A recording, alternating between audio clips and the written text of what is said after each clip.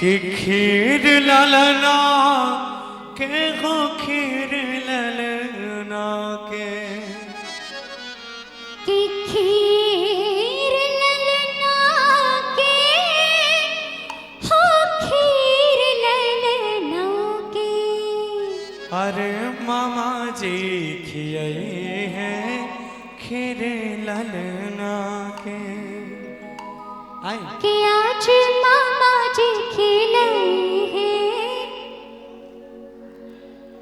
खीर ललना के। खीर ललना के हो खीर ललना के।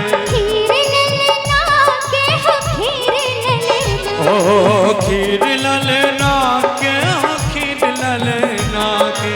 खीर ललना के हो खीर ललना। अरे मामा जी खियाई है खीर ललना के। अरे मामा जी खिलाए हैं खीर ललना। ओ खीर ललना के पनीर ललना के। खीर ललना के पनीर ललना।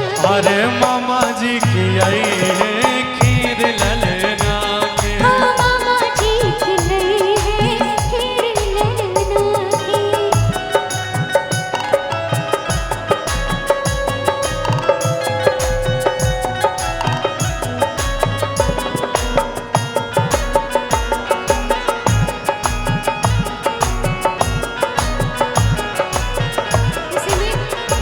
एक राजा है क्या बात। एक रानी है पास पैसा है और जवानी है और क्या जिंदगानी है और क्या जिंदगानी है।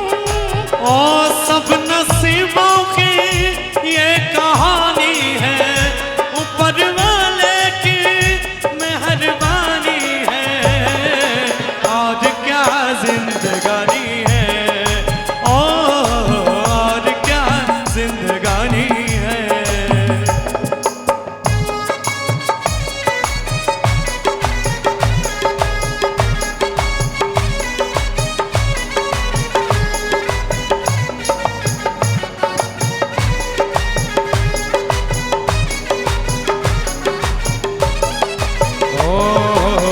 काहे के चम्मच काहे के कटोरी।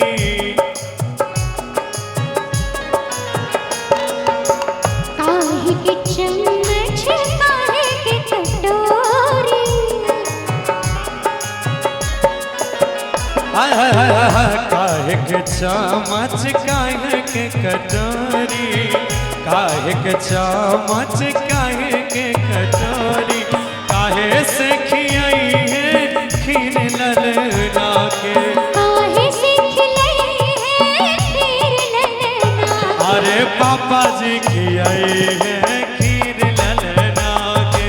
मामा जी खिलाई है खीर ललना के।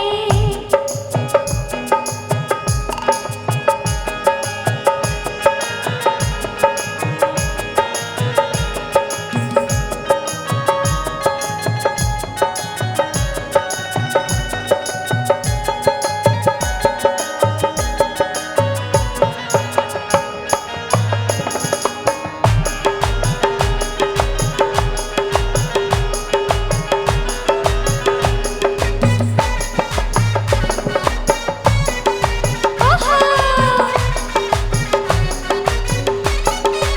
ओ चांद के चम्मच सोने के कटोरी। चांद के चम्मच सोने के कटोरी। चांद के चम्मच सोने के कटोरी। चांद के चम्मच सोने के कटोरी। प्रेम से खियाई है